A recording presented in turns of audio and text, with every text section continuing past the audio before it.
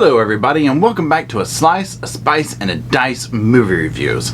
Now today we're going to be talking about The Devil Below.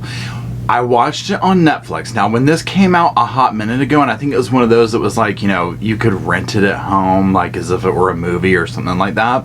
And you know, I was so tempted a couple of times because I was like just hungry for a horror film or whatever. I am so glad I waited till it got to Netflix. And on that note, let's go ahead and start dishing about it and deciding, A, did it make me put my phone down? B, does it get a slice? Does it get a spice? Or does it get a dice? Or all three? I'm looking for directions to Shookham Hills.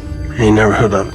A group of 4 amateur adventurers and scientists who specialize in exploring remote and forsaken places pay a visit to Shookham Hills, a town in the remote Appalachian Mountains which was abandoned decades ago due to a mysterious coal mine fire. So this movie was directed by Bradley Parker. Now he's worked on numerous films and whatnot, but in different capacities. You know, he's worked on like Godzilla, he's worked on some of the Planet Apes franchise and many other films. Directing wise, this and Chernobyl Diaries is, you know, his main things. That being said, you know, this one might be one that you want to leave off the resume. Now, I will say that the movie was filmed in Kentucky, so it did live up to that, you know, true, authentic Appalachian vibe, the scenery, all that kind of stuff, so I'll give them that. As far as characters and acting and stuff like that goes, I mean, it's pretty much what you would expect out of this kind of a genre, you know, horror film or whatever. Nobody's getting an award. The actors worked with what they could, meaning with the script and the storyline, and oh my god, the storyline. Now, before we actually jump into that, if you want to move forward with this, no, I'm not going to tell you the big, you know, plots and twists and all that, although there's not many to tell in this. But if you want to go into this having no idea what happens more than like what the trailer and all that kind of shows, then let this be your warning that we're entering spoiler alert nation. Okay, so like the tagline says, you know, you're entering into this movie, you're going with some like amateur scientists, adventure, people like that, explorers, whatever. And they're wanting to go check out this town, Shookham Hills, this area, and finding out what happened there, you know, this anomaly of the burning coal mines and all this stuff. Now, so that's like the premise of it or whatever. You enter into the story with like a quick introduction of like what originally happened, and you see a father and a son, they're leaving the coal mines, and something gets the son, you know, and like whatever this takes place happens or whatever. And so then you enter into like modern day of, okay, now we're trying to travel back to find out what it is that's going on there. So they're going there with this different intention. They don't know they're going to be stumbling into what they end up stumbling into. So there's that. Now I would venture to say that intro scene, which is like the pretty much the trailer of the movie, is probably the best, most intriguing scene of the film. I mean, and that's doing it favors. As far as the characters that we see in this, and again, like the storyline, the plotline, whatever you want to call it, I mean, y'all, every cliche is there, every trope is there. Literally, you do not have time to ever care about these characters because there is zero development with any of them. It's bad. So they set off, you know, and they have their cliche kind of, you know, tough and going at it girl who's like leading the exposition, and there's that. Each of the characters is a cliche, and they're traveling to go to this, you know, place in the woods or whatever, and they find this place eventually through hook or crook. It's kind of like, you know, hidden by these townspeople who have warned them not to go. You know, we've seen this in every movie.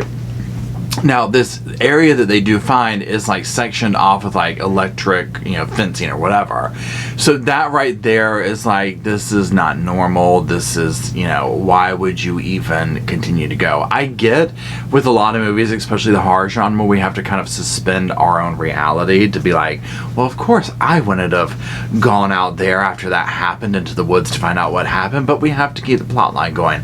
But there's some things that's just like, look, y'all need to try a little bit harder, and this movie is full of them. Now, of course, these fences do not slow this crowd down a bit. They will break into the place, and then they will end up each getting picked off one by these things they end up encountering. Now, I can go ahead and just make things real simple for you. If you were like still like, well, you know what, Paul, I want to catch the vibe of this movie, whatever, go watch The Descent, okay? That is 100% what this movie wanted to do, is trying to do, is ripping off the whole 9 yards, but they did it well, okay? That movie still bothers me. It's scary. I love that movie, The Descent. If you haven't seen it, maybe I'll do a review on it now that I'm talking about it. Literally, this film had so many parts to it that I was like, I mean, this is embarrassing how similar it is. Literally, this film, the tagline should be, if you rented The Descent off of Wish, okay? This is what you get. So a couple of the main things, 'cause I don't want to keep ragging on, like, you know, the cliche characters and all this type of stuff, whatever. So here's the thing. The movie, like I said, the storyline's weak. All of this is weak. All this stuff is seen in any kind of movie in this genre already. So here's where it kind of goes even extra wrong. Number one, so this obviously is about, oh my gosh, we're going to encounter these creatures and where do they come from and and that kind of mysterious thing. So think back to most movies that are like this, okay? Aliens, you know, The Descent, you know, things like Hills Have Eyes, all this kind of stuff, to where when you finally are getting to see whatever it is, usually that's like a shocker. And in this, you're like, run of the mill, there ain't nothing to see here, just keep on going. So there's the letdown, number one. Number two, when they do attempt to make like backstory or character development, it's very poorly done, and it slows the film down, okay? Literally at one point, like, you know how you can pause it and I'll show you where we're at in the film? I paused it just to be like, how deep into this are we? Because where we were at, I was like, it was almost over, okay? It was like 20 minutes left, and I was like, what? Like, you know, I was just like, that's it? Like, we're still here in the plot line or whatever? I never got like that raise, like, you know, and even once, like, you can tell where the movie is trying to take you there and be like, this is when you're going to get nervous and things are happening. People are putting their shoes on. And it did give you a little bit of that, but nothing like what any normal film would do.